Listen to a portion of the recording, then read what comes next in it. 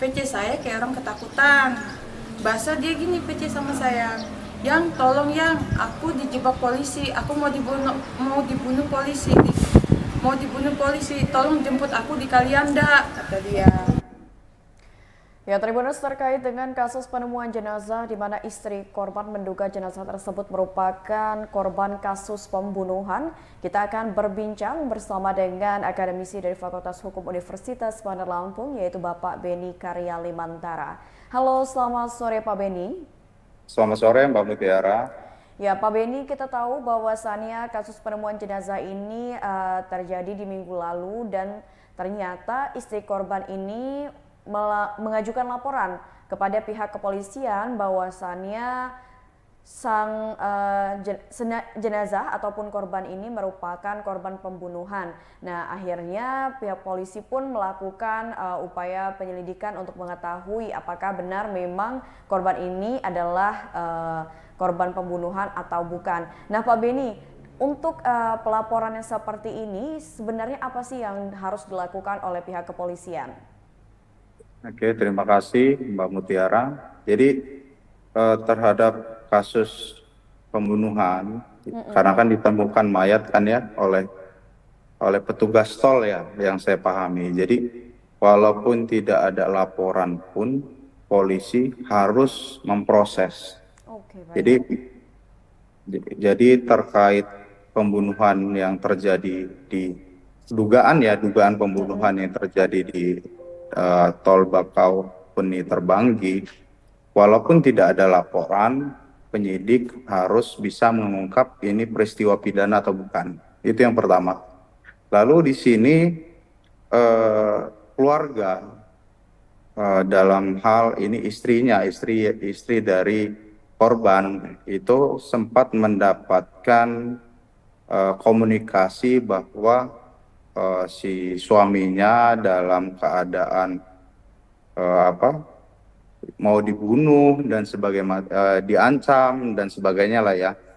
Ini kan jadi tanda-tanda yang memang membuat kecurigaan dari istrinya sendiri bahwa suaminya ini kemungkinan memang dibunuh dengan orang yang memang ikut dengan suaminya dalam bepergian pada saat itu. Nah, oke. Baik, ini Pak Beni, kalau misalkan kita berkaca kepada kasus pembunuhan yang memang kerap terjadi, ini kan ternyata memang kalau terbukti ini merupakan kasus pembunuhan, ada beberapa motif yang bisa menjadi alasan tersangka sampai tega melakukan pembunuhan. Kalau Pak Beni sendiri melihat dari kasus ini kan baru diduga menjadi korban pembunuhan. Namun jika memang ini merupakan korban pembunuhan, ini kira-kira melihat dari pada saat kondisi jenazah pada saat ditemukan, di mana barang bukti berupa handphone ini masih ada di saku celana korban. Nah, melihat dari ini kira-kira motif apa yang akhirnya membuat tersangka ini sampai tega melakukan pembunuhan kepada korban, Pak Beni? Jadi kita hanya bisa menduga ya Mbak ya. Jadi penyelidikan masih dilakukan oleh kepolisian. Nanti dalam penyelidikan itu pasti dilihat lukanya itu ada nggak akibat benda tajam atau akibat benda tumpul. Atau bisa juga dia terluka karena mungkin kecelakaan dan lain sebagainya lah. Itu kewenangan penyidik lah, sesuai dengan peraturan yang berlaku. Jadi kalau kita ingin menduga motif, jadi di dalam hukum pidana itu Mbak, Baik. terkait motif atau motif itu sebenarnya tidak menjadi unsur dalam hal pembuktian suatu tindak pidana, tetapi memang terkadang dalam proses peradilan motif pelaku melakukan tindak pidana itu akhir-akhir ini sangat penting karena ada pertimbangan dari majelis hakim untuk melihat apa sih motivasi pelaku untuk melakukan tindak pidana. Nah, kalau saya melihat dari kasus yang terjadi, mungkin kalau memang terbukti ya memang ada pembunuhan, pasti ini pertama adalah pembunuhan dengan berencana, Mbak. Oke. Jadi pembunuhan dengan berencana 340 dan kalau pembunuhan yang dengan sengaja menghilangkan nyawa orang lain tanpa rencana itu ada di 338, dan pembunuhan dengan berencana ini Mbak, itu sanksinya lebih berat, bisa mati, seumur hidup, atau 20 tahun penjara. Jadi nantinya akan terlihat, eh, mungkin masyarakat sering menyebutnya itu motif ya, tetapi dalam hukum pidana ini rencana Mbak. Jadi rencananya itu terbukti atau tidak nanti di saat persidangan. Mungkin penyidik akan mengumpulkan bukti-bukti, memeriksa saksi-saksi sehingga itu terungkap pembunuhan atau menghilangkan nyawa orang lain ini dilakukan dengan cara terencana seperti itu.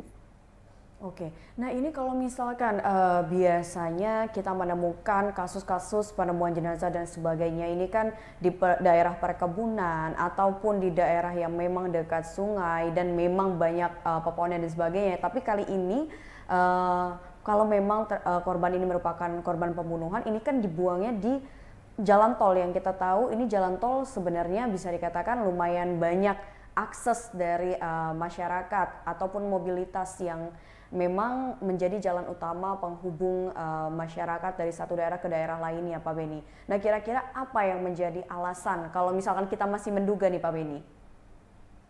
Oke, jadi kenapa pertanyaannya itu kenapa pelaku yang memang misalnya diduga kalau ini pembunuhan ya, Pembunuhan, iya kok betul. buangnya di tol, kok buangnya nggak di tempat-tempat yang tertutup, tempat-tempat yang sepi, kok malah ngebuang mayatnya di tempat yang ramai, kan seperti itu. Mungkin ya, jadi mungkin ini adalah salah satu rencana dari pelaku sendiri kalau memang ini terbukti ya memang pelakunya, seolah-olah dibuat mayat tersebut atau orang yang meninggal tersebut itu kecelakaan atau seperti apa. Ini kan sebenarnya apa ya, pelaku dalam hal melakukan rencana menghilangkan nyawa orang lain itu kan banyak Mbak.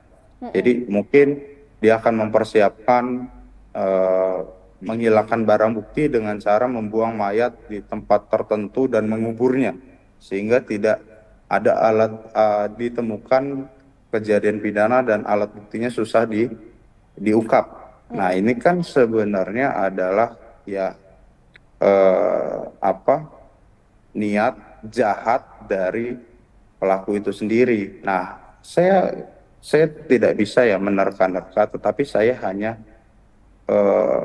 biasanya kasus-kasus seperti ini yang mayatnya memang dibuang di tempat umum itu biasanya niatnya seolah-olah mayat itu mati karena sesuatu lah gitu, bukan karena dibunuh. Misal kalau ditemukan kebetulan ditemukan di mana di sungai, misalnya sungai yang padat penduduk, ya mungkin harapannya nanti oleh pelaku itu bahwa si mayat ini matinya karena terhanyut, seperti itu mungkin Mbak.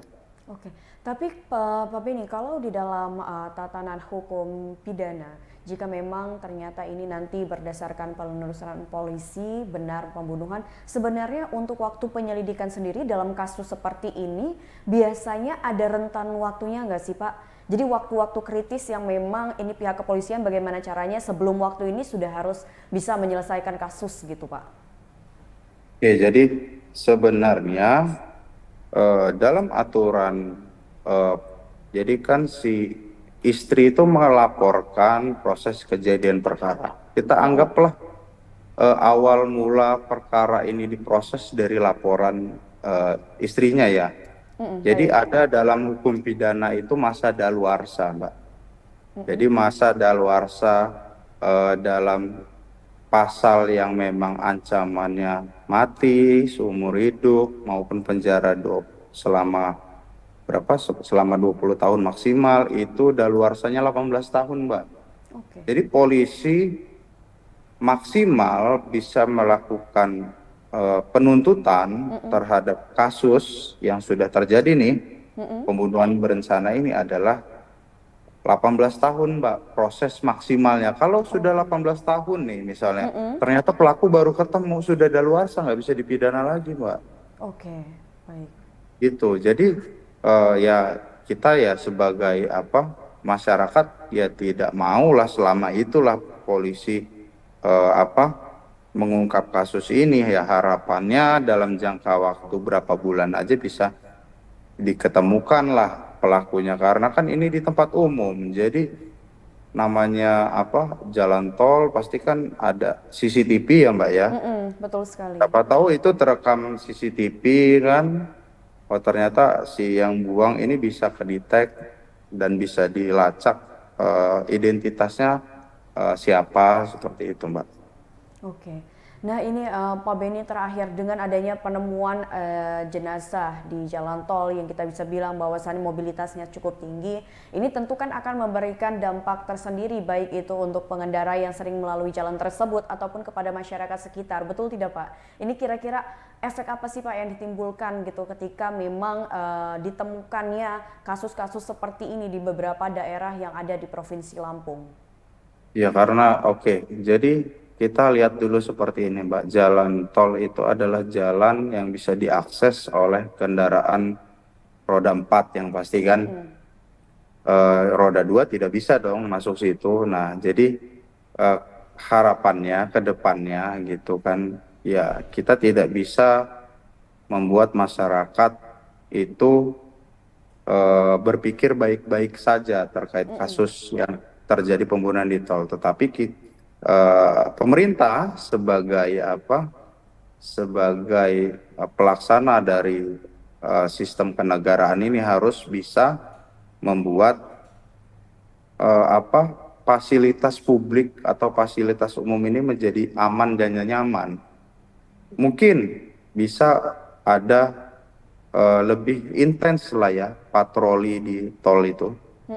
Mungkin dengan adanya patroli di tol yang semakin intens, memang sudah ada, tapi kan intensiannya itu mungkin perlu ditambah lah ya, agar masyarakat juga merasa aman. Bukan hanya terhadap kasus pembunuhan saja, cuma di beberapa tempat kan banyak tuh yang memang tiba-tiba ada yang melempar batu kepada kendaraan, itu kan salah satu yang mengkhawatirkan juga, bahaya itu kan. Nah, harapannya sih ke depan pemilik jalan tol bekerja sama dengan aparat, terutama aparat kepolisian, itu untuk sering-sering melakukan sterilisasi lah terhadap jalur-jalur yang memang dilewati oleh masyarakat, apalagi ini kan rata-rata yang melintasi ini adalah kebanyakan dari luar Lampung. Jangan sampai karena melintas kebetulan di Lampung, akhirnya nama Lampung yang jadi kurang baik, seperti itu. Oke, baik Pak Beni, mungkin itu saja perbincangan kita kali ini terkait dengan kasus penemuan jenazah yang terjadi di Lampung Selatan. Terima kasih banyak Pak Beni atas waktu dan informasinya. Sama-sama Mbak Mutiara. Ya, sampai jumpa di lain waktu Pak Beni dan sehat selalu. Terima kasih Mbak. Ya, Tribuners, tadi kita sudah berbincang bersama dengan akademisi dari Fakultas Hukum Universitas Bandar Lampung, yaitu Bapak Beni Karyalimantara, terkait dengan kasus penemuan jenazah yang diduga menjadi korban pembunuhan di Lampung Selatan. Mungkin itu saja Tribuners, tayangan Breaking News bersama saya Mutiara. Nantikan tayangan terupdate lainnya hanya di YouTube Tribun Lampung News Video. Saya Mutiara pamit undur diri dan sampai jumpa.